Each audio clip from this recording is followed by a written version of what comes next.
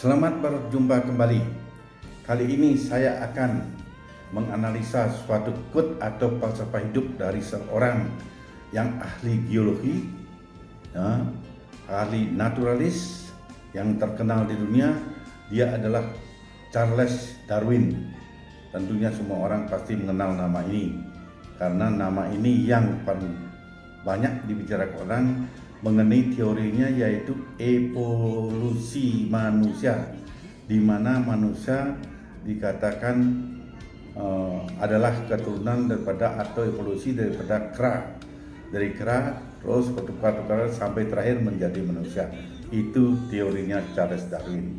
Nah, yang kali ini saya tidak melihat teori itu, tapi kita sekarang membicarakan falsafah hidupnya. Falsafah hidupnya Charles Darwin.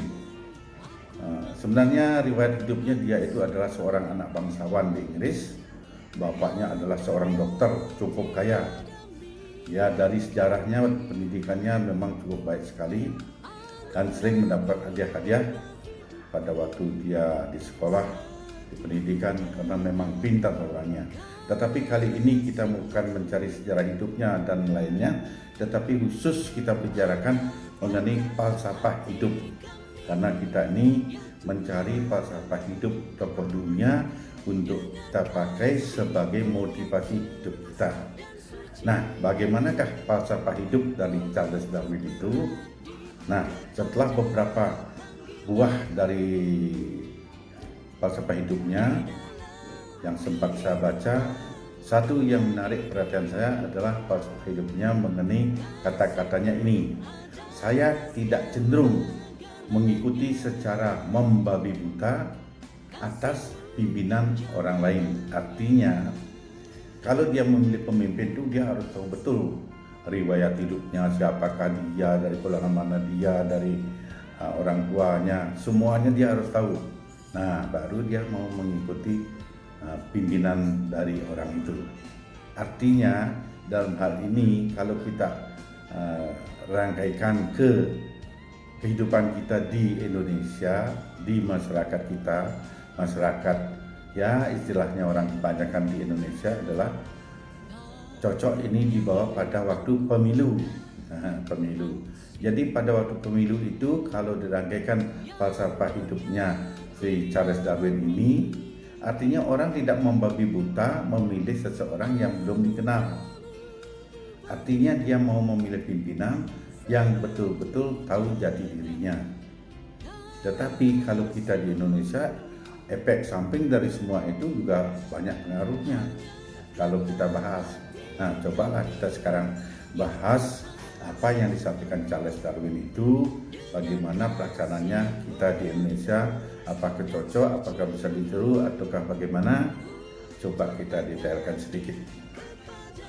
Jadi memilih pimpinan itu, yang dipilih adalah pimpinan yang diketahui latar belakangnya, jati dirinya. Jadi sejarah hidupnya orang yang kita akan pilih itu harus pasti. Nah, baru kita bisa pilih dari pelajaran yang kita lihat, dari sikap sehari-harinya dia memang betul sebagai teladan. Kalau dia itu orang sifatnya kurang baik, untuk apa kita pilih? Apalagi kalau orang sudah pernah masuk penjara. Orang yang sudah masuk penjara itu pasti sudah kena ketok palu bahwa dia ada jeleknya. Nah, kecuali kalau ada memang perbaikan dari pengadilan, pemulihan nama baik, karena baru ketemu data-data yang meringankan dia atau yang tidak melibatkan dia. Nah, itu baru. Kalau sudah ketok palu, ya kita tentunya ya pasti percaya putusan hakim. Cuma memang putusan hakim itu macam-macam, perlu kita kaji. Tetapi khusus kita mengkaji saat sekarang ini adalah falsafah hidup. Ya, marilah kita bicarakan mengenai falsafah hidup ini. Nah, seperti yang diuraikan oleh Charles Darwin, kita memilih pimpinan yang betul-betul kita kenal. Tetapi di Indonesia yang kita tahu, karena banyak kasus yang kita baca, banyak kasus yang kita ketahui, setelah pemilu baru ketahuan. Jadi keputusan daripada seseorang yang telah dipilih, sudah terlanjur dipilih, baru ketahuan setelah dia memegang pemerintahan di banyak demo baru ketahuan bahwa dia terpilih itu bukan karena memang betul-betul pintar atau memang betul-betul nilainya baik, tetapi ada unsur lain yang membuat dia bisa menang. Apa? Nah, di Indonesia banyak kita ketahui itu bahwa ada unsur dari luar. Di luar apa? Ya ada unsur seperti orang bilang permainan duit, ya money politik. Nah itu kan udah berapa kasus yang kita dengar, yang kita lihat ceritanya di video, di TV. Nah itu juga mempengaruhi. Walaupun orangnya itu sudah tahu dari kecil baik, tetapi entah bagaimana pada waktu pemilihan kok mau memakai money politik lagi. Nah itu kan kita juga jadi masalah itu untuk memutuskannya. Pada waktu memilihnya itu kita juga tidak tahu, kecuali kalau tahu sebelumnya ya kita tidak akan pilih. Tetapi sebelumnya itu dia sudah dinyatakan baik semuanya, terus tidak ketemu dia pakai money politik, tahu-tahu sudah menang jalan beberapa 1 tahun 2 tahun baru ketahuan bahwa dia money politik atau ketahuan belangnya lah, baru dia diturunkan.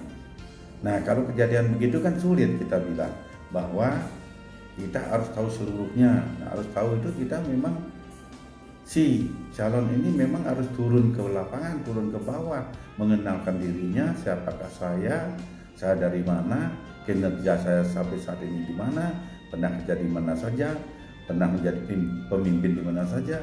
Kalau latar belakangnya jadi pemimpin aja di suatu bidang tidak pernah, jangan haraplah kalau seorang itu akan bisa sukses dalam memimpin, ya istilahnya salah satu unsur pimpinan negara lah. Sulit dipercaya. Dia harus sudah punya pengalaman yang mumpuni. Nah itu, begitulah kejadiannya. Kalau kita kaitkan quote atau falsafah hidupnya Charles Darwin itu di tempat kita, ya tentunya betul kalau kita bilang sebaiknya kita harus cenderung tahu sifat kepemimpinan dari seseorang yang kita pilih itu.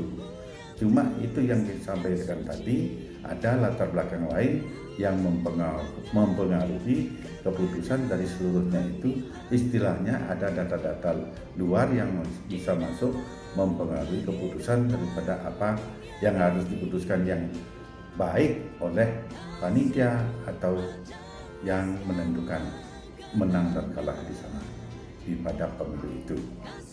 Ya, itulah kira-kira yang perlu kita sampaikan, yang perlu kita ketahui. Mungkin atas pengalaman ini, mungkin pada pemilihan-pemilihan yang akan datang kita bisa perbaiki supaya tidak terjadi hal-hal yang demikian. Setidak-tidaknya yang terulang lagi. Terima kasih, sampai berjumpa lagi.